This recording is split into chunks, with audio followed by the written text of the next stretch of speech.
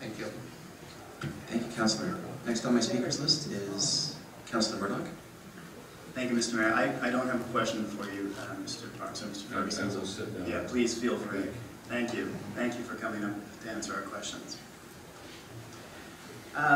So, I was not privy to discussions that took place in the past about whether or not this would be technically feasible.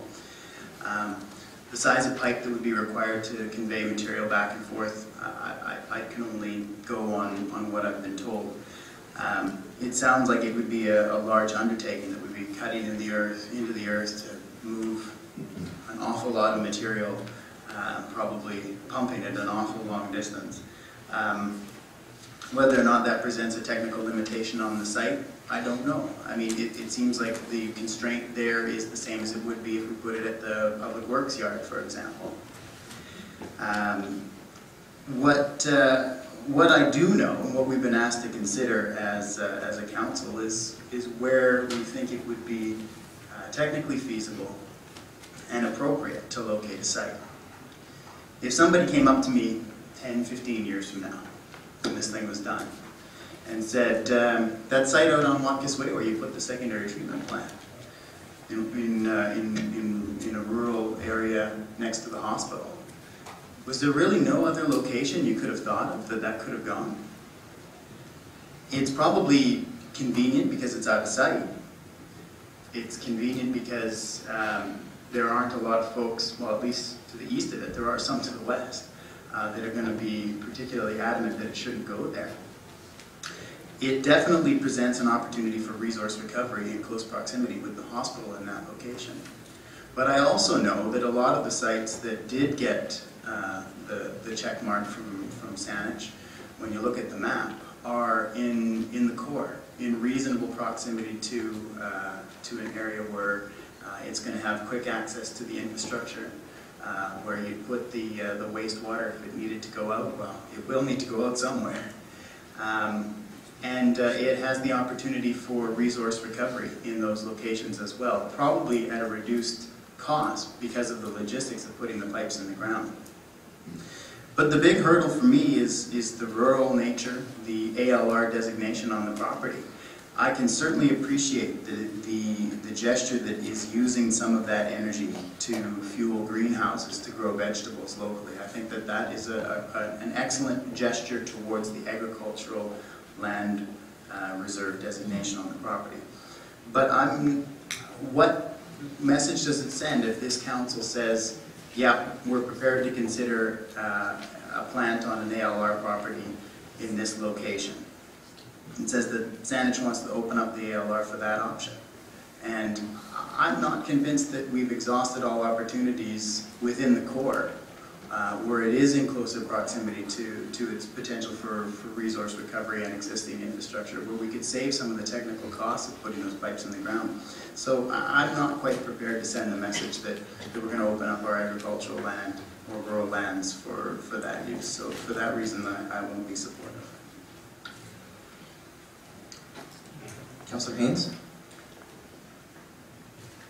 This is the second time around, and I appreciate it because it is an important issue.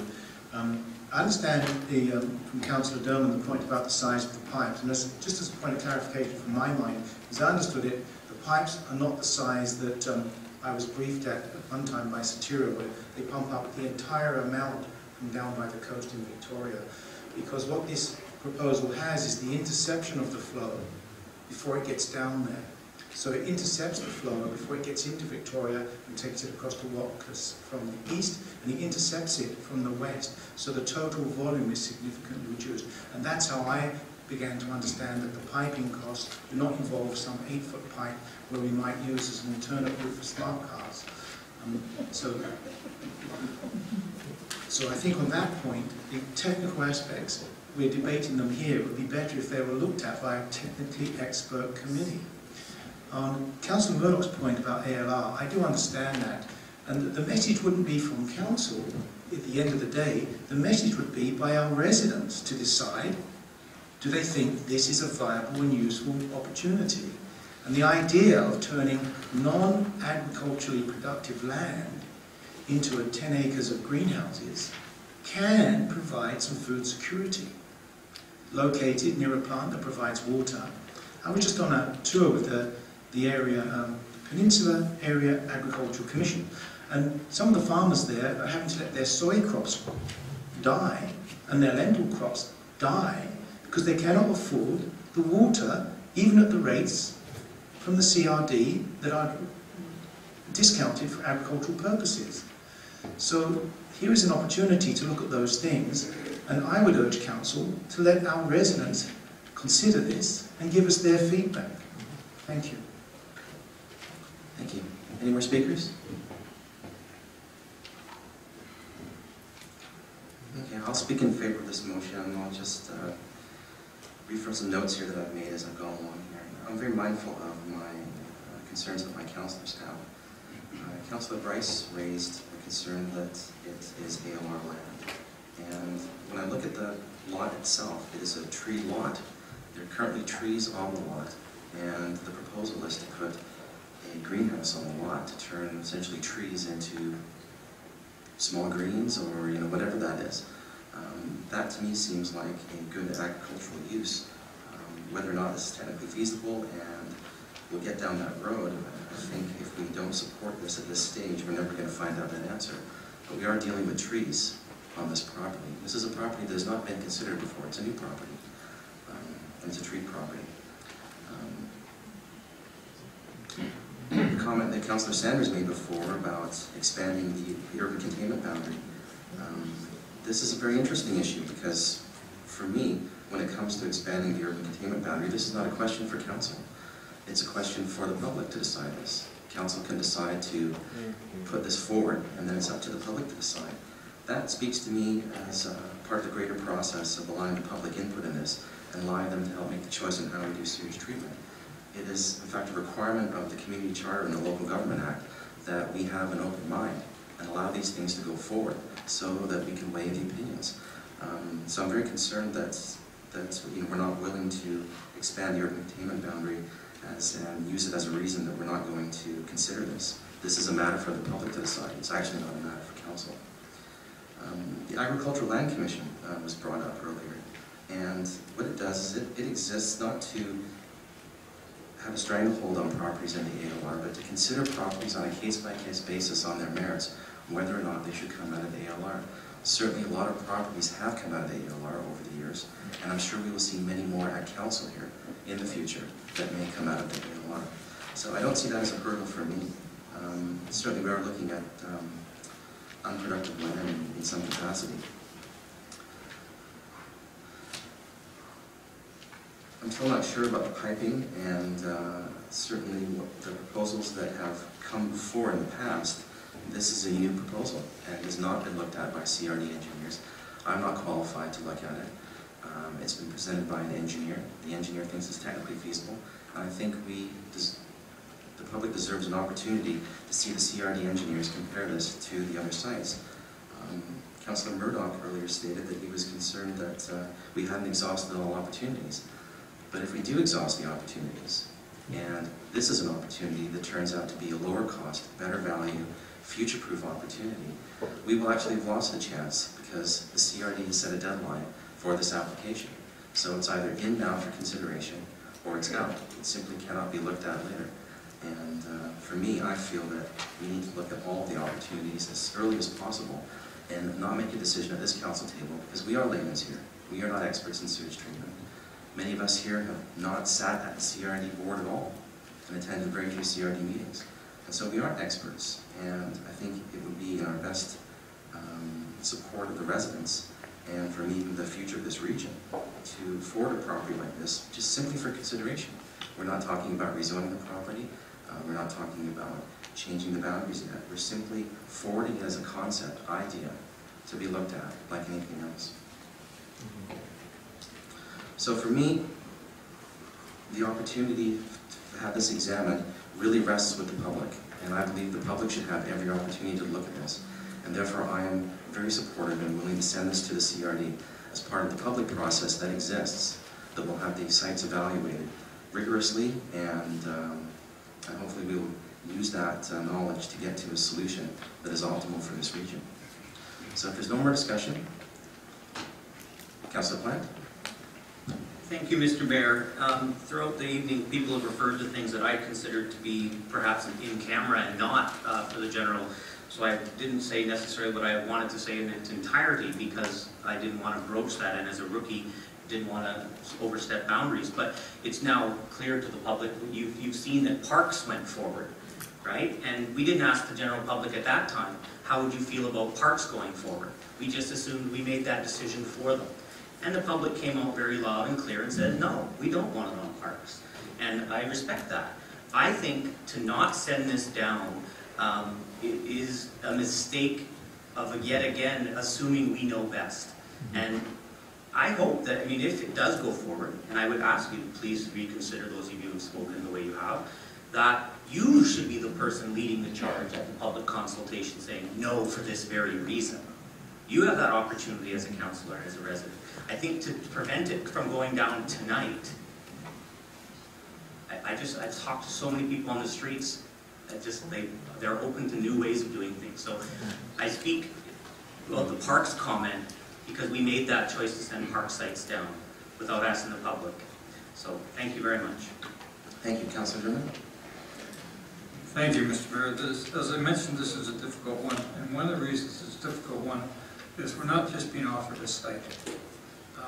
In most cases, what happened was we were offered a site, or we put a site forward. This is a site where the proponent has chosen to marry it with technical solutions to a fair degree.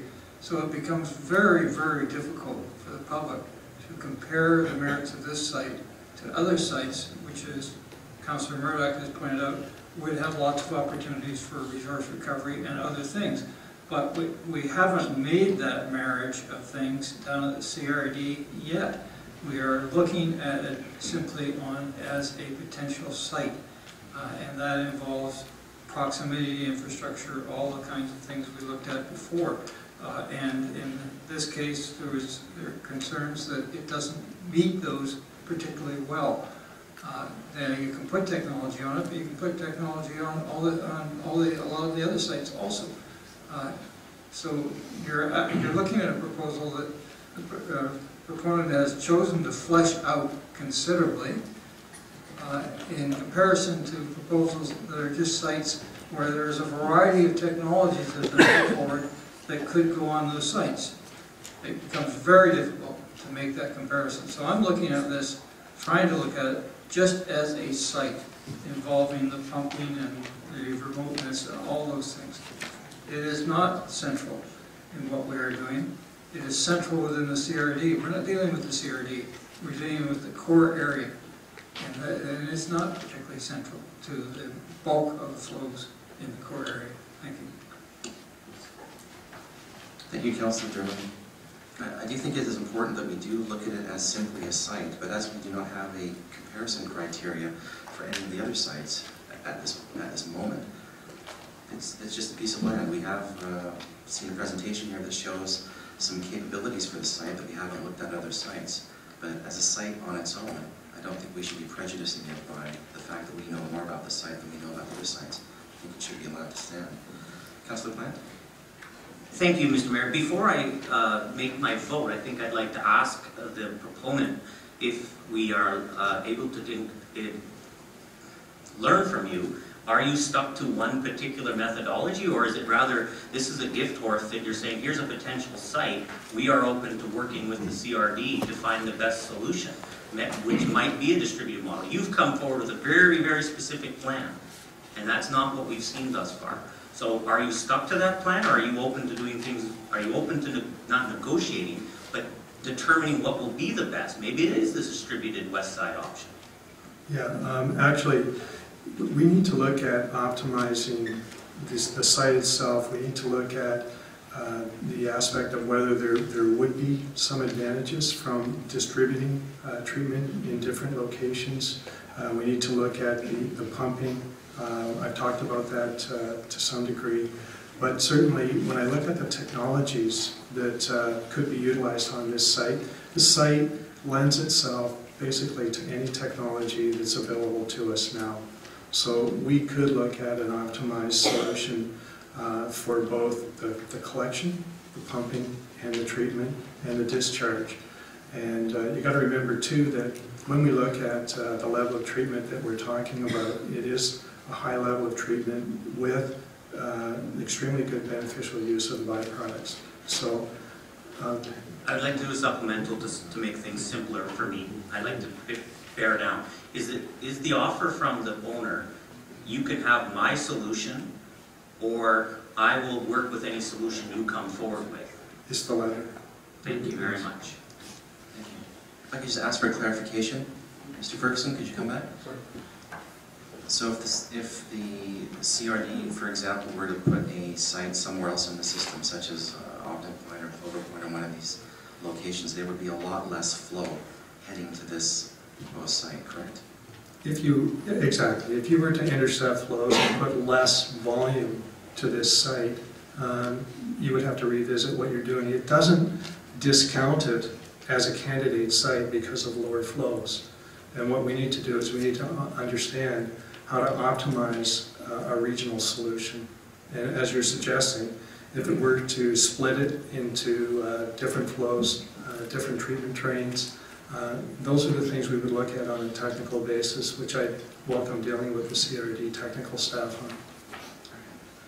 So not only would it reduce the flows going to the site and reduce the concerns of our councillors have of the piping and the costs of getting it there, but it could be a candidate site for a decentralized or distributed model, and by eliminating at this point, we would be limiting the options for the public, correct? Yes, you would. Thank you very much. Councillor Bergman? Thank you very much. I myself, I don't know if 100 or 1,000 4-inch pipes heading over there would do it, but it's really not the issue tonight. And I guess I say it again, it might not work for this site, pipes, whatever, but it is a site. But I think my biggest concern, and I'll repeat it again, it's just putting it mildly, we did not encourage all owners to come forward with potential sites. And that's really the biggest flaw in our process. And I hope we can, in my mind, just catch it before we go too far down the line, or it could come back and bite us. Thank you. Thank you. I stand to be corrected, but I think the CRD did advertise to the public that owners of private sites, whether they were in the bubbles or outside the bubbles, come forward by a certain date. I think so. I don't think agricultural land was, I could be wrong, but I don't think so. I don't think there were any limitations on that, no. It was just an open call to all landowners. Thank you. Councillor Gaines, did you have your hand up? Because it's an important issue for us, and we will live with this for a long time, I'd like to just clarify with Councillor Derman. So you're saying that because this site has more information around it, and the other sites are only land, but one assumes that by this time next month they will have information around them, that because this site currently has more information, it should be disqualified? That's what you seem to be saying. That doesn't seem to me to be logical. Councillor Derman? No, Mr. Mayor, through you, I'm not saying that at all. I'm saying that I have to consider this in comparison because of the process that has been adopted as a site, just in terms of the advantages the site itself offers, without consideration of technologies. We had a presentation public at the core area a week or two ago from a company that indicated they could put in 5 distributed plants in the region, that we wouldn't need a site at all to buy a site because they could do it on existing CRD pump stations, that they would treat the tertiary disinfectant in an expandable system, all sorts of things. Now that's different from site selection. So I have to look at this site and say, not because they're putting a greenhouse there, but because of the site and where it exists itself, and it is in rural signage and so forth. If we send this site, what happens if other sites in rural signage come forward? Do we send those? I'm looking at the technical concerns with this site in terms of the need to get flows up there, the energy involved and things of that nature, and it gives me concerns. Thank you. Excuse me, I get a point of clarification. The deadline is the 24th of June. I don't know how anybody else, since this is our last meeting before that, I don't know how technically in process there is any other way for another site to come through. Perhaps, Councillor Derman, you could explain to me how they might. I'm looking at this site in itself in terms of the technical merits of the site without technology on it. Thank you. Any more discussion? I think before I call the question, I'll just add another comment of my own after hearing this discussion that I think this site has huge potential, and I think this is going to be a watershed moment in the history of the creation of our sewer project. And I think this motion is not going to pass at this council, and this council will essentially be responsible for eliminating an option from the public. I think the public should be deciding this.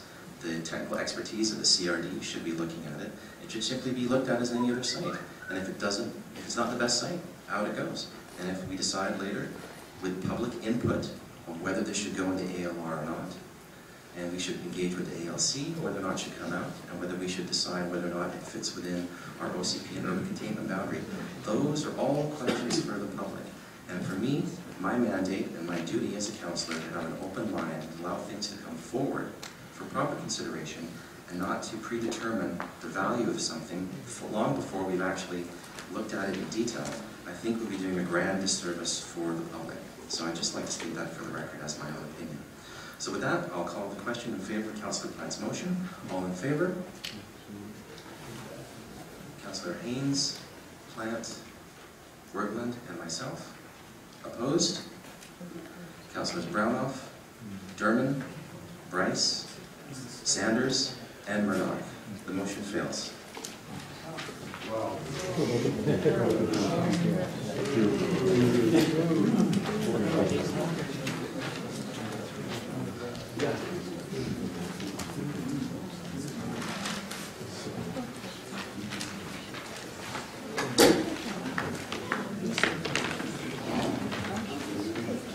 And with that, we'll move to the next item on the agenda, F2. Madam Clerk? Thank you, Mr. Mayor. This next item is the 2014 annual report, the presentation of the annual report to Council. Thank you, Mr. Mayor. Ms. Harris? Thank you, Mr. Mayor. I will start the kickoff of the presentation. Good evening, Mayor and Councillors. I'm pleased to introduce the 2014 annual report, and as I said, to kick off tonight's presentation, which includes the Director of Corporate Services, Laura Chiarnello, our Corporate Projects Coordinator, Debbie Harris, and our Sustainability Coordinator, Mark Boyson. We will begin with highlights of selected initiatives and annual indicators from the 2014 to 2018 strategic plan, and these are arranged by the 6 corporate themes. Following these highlights, Council will receive a summary of last year's public participation activities, and will wrap up with progress on the Climate Action Plan. The annual report, which is Council's 11th, contains a wealth of information about the District's continued movement toward the collective vision adopted by Council in the official community plan. I think we're on slide 3. That's all right. I was whizzing through. While the Corporate Projects Coordinator will provide Council with additional information about 2014 highlights, this slide just gives a snapshot of the overall progress in numbers for the annual indicators and the strategic initiatives. Of the 22 annual indicators, targets were met or exceeded on 13, while the results of the remaining 9 were below or slightly below target. In 2014, 13 of 35 initiatives in the strategic plan were planned for completion. The district moved forward on 12 of the initiatives, while rescheduling 1 to begin in 2015. And now I'll turn the next segment of the presentation over to Ms. Harris. Thanks very much. And can you all hear me okay? A little bit louder, okay, here we go. The vision for the environmental integrity theme begins with Saanich as a model steward working diligently to improve and balance the natural and built environments. The 2 corporate themes that support environmental integrity are sustainable environment and balanced transportation. In sustainable environment, the highlights include adoption of the tree protection bylaw, as part of the urban forest strategy. The bylaw is now in effect and public education is ongoing. Work on the tree planting program is underway. Application to include 14.5 hectares of farmland at Panama Flats has been submitted to the Agricultural Land Reserve, and a hydrology study is being finalized. Panama Flats will support local food production, better manage stormwater in the area, maintain wildlife habitat, and improve recreational trail access. Completion of the sea level rise coastal risk assessment in partnership with the Capital Regional District and the City of Victoria was a key initiative from the climate change plans in 2014. Behind on the slides again. So continuing with the annual indicators in sustainable environment, 2 exceeded the target set. The waste diversion is well over the target with the implementation of the greener garbage program in early 2014. And the average water usage is down once again. The number of properties that qualify for farm tax status is below the 2014 target. In balanced transportation, the new Craigflower Bridge reopened in May of 2014. This vital connector is now structurally sound, environmentally friendly, aesthetically pleasing, and safer for all users regardless of travel mode. The Shelburne Valley Action Plan received greater than 70% support in a public survey. A supplementary report on implementation funding and timelines is currently underway. The Cook Street Complete Streets project includes new and upgraded sidewalks and raised cycle tracks. Project completion and road reopening took place in May of 2015. Key outcomes of this project are the promotion of alternative transportation modes and alternatives to traditional stormwater management. So moving on to the balanced transportation annual indicators. The annual indicators of balanced transportation both exceeded the targets established for 2014. There are now 6.9 kilometers of new bike lane and 5.2 kilometers of new sidewalk in Sandwich. The social well-being theme embraces a healthy and safe community. The 2 corporate themes that support social well-being are healthy community and safe community. Highlights for healthy community in 2014 include the expansion of the youth and age-friendly programs, the youth development strategy focusing on the 11 to 18 year old age group, progressed in 2014 and is scheduled to complete in Q3 of 2015. The new age-friendly community programs are in partnership with the health sector representatives, such as the Seniors Art Program at Aberdeen Hospital. Other programs continue, like Minds in Motion, Community Kitchens, and Falls Prevention. Affordable housing partnerships were also supported in 2014 with Victoria Kool-Aid Society and St. Vincent de Paul among the grants from the Saanich Affordable Housing Fund. Planning workshops with Saanich Community Associations were held to discuss both traditional and new approaches to local area planning and to get some feedback.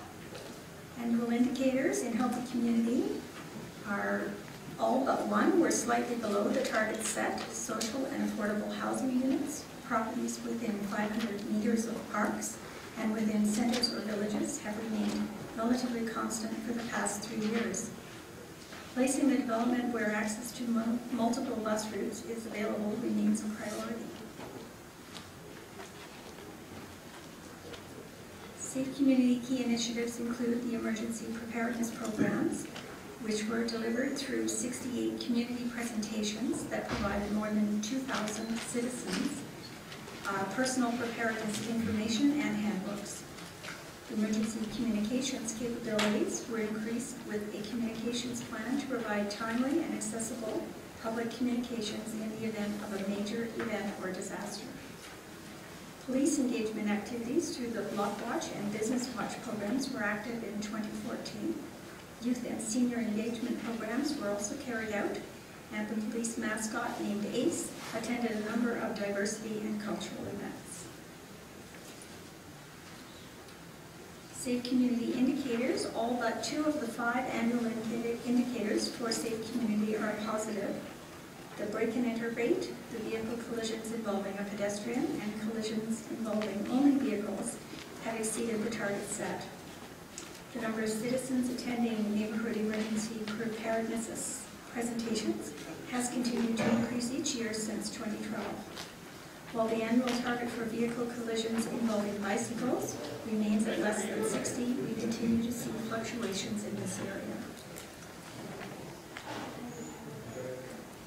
The final community theme of economic vibrancy encompasses the Saanich vision of a vibrant economy that provides diverse economic opportunities and is connected locally, regionally, and globally, with the provision of efficient, accessible, and reliable public services that meet community expectations. The 2 corporate themes that support economic vibrancy are vibrant, connected economy and service excellence. Initiative highlights from Vibrant Connected Economy include the continued increase in infrastructure replacement capital spending. At $30.3 million, the funds allocated to roads, utilities, and facilities continue